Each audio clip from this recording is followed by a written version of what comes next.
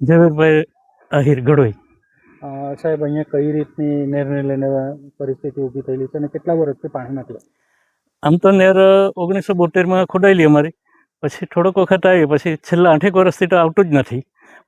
એકવાર એ લોકો વચ્ચે કોન્ક્રીટથી પાકું કરી ગયા, પછી ટ્રાયલ પૂરતું એકાદ આવેલું, બાકી આવ્યું જ નહીં. 4 વર્ષ થઈ ગયા. શું કહેવામાં આવે છે પાણીના બાબતને લઈને?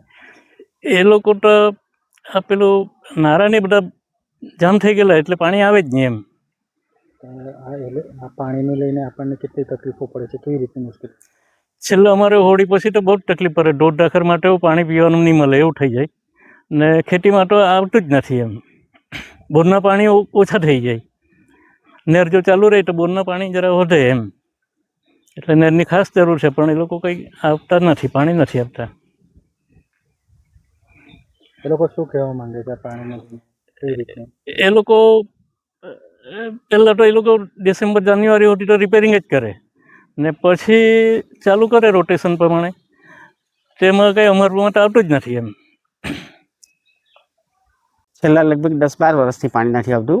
આ લોકો 3-4 વર્ષ પહેલાં નહેર આખી રિપેર કરી, મશીન, હિટાચી મશીનને એમના માણસ લાવીને, અને આખી કોન્ક્રીટ પાકી કરી છે. ખાલી ટ્રાયલ માટે એ લોકો 1-2 વાર પાણી આપ્યું, પછી તો બિલકુલ બંધ જ છે. ને બીજું કે બહુ પરિસ્થિતિ ગંભીર છે. અમારે ત્યાં તળાવ છે ને, તળાવ બી એકદમ સૂકું છે, દેવા તળાવ છે તે. પછી આગળ જાય એટલે પેલું મહિયાવંશી તળાવ છે, એ બી એકદમ સુકાઈ જાય.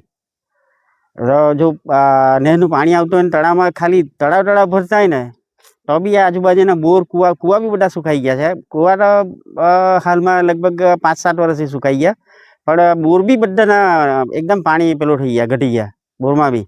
જો નહેરનું પાણી આવતું હોય ને તળાવ જો ભરતા હોય તો બોર બી બધા વ્યવસ્થિત ચાલે. નહીં તો પીવાની તંગી છે અત્યારે તો, પાણી પીવાની બી. અને આ ઢોર ઢાંખરને તકલીફ જ છે. અમારે તો સારું કે આ નદી નજીક છે, એટલે થોડુંક બધા નદીએ લઈ ગઈને ઢોરને ને બકરાને બધાને પાણી પાય છે. નહેર વિભાગ તરફથી આપને શું કહેવામાં આવે છે?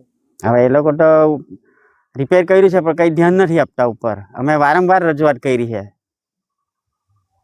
રજૂઆતો કરવા છતાં પણ કોઈ કોઈ આવતું નથી. આ પ્રમુખ છે તરુણભાઈ અને પ્રવીણભાઈ છે ને, એમની સાથે અમે ઘણીવાર ટ્રાય કરી છે પાણીના હારું. સાહેબ પાસે બી મળવા ગયા, પણ કંઈ એ લોકો કંઈ પેલો નથી કરતા. મારું નામ તરુણ પટેલ છે, ગઢોઈ. સાહેબ, અહીંયા કઈ રીતની નહેરની પરિસ્થિતિ છે અને કેટલા સમયથી છે? અહીંયા નહેરમાં પાણી છેલ્લા 3 વર્ષથી એક પણ ટીપું પાણી આવ્યું નથી.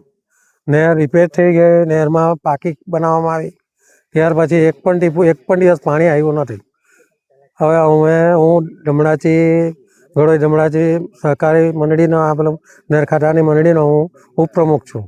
અમે વારંવાર રજૂઆત કરી એ લોકોને, પાણી માટે, પણ એ લોકો કહે કે હવે અમે આનું એસ્ટિમેટ કરાવીને ગાંધીનગર મોકલાવેલું છે અને તમને આ થોડાક ટાઈમમાં કામ ચાલુ થઈ જશે એવું કહેવામાં આવે. ગયા વર્ષે મને એવું કહેલું. હાલની તારીખમાં હજુ પણ કોઈ પણ પ્રકારનું કામ ચાલુ કરવામાં આવ્યું નથી. અને એ નહેર પર એટલી બધી પાઇપલાઇનો છે તે બધી તૂટી ગયેલી છે, એને લીધે પાણી બધું વેસ્ટેજ જાય. આને લઈને કોઈક રસ્તા બનાવવા બાબતમાં કે નહેર બનાવવા બાબતમાં કોઈ આંબાના ઝાડ કે કેરીના ઝાડ કાપવામાં આવેલા છે કે કેમ?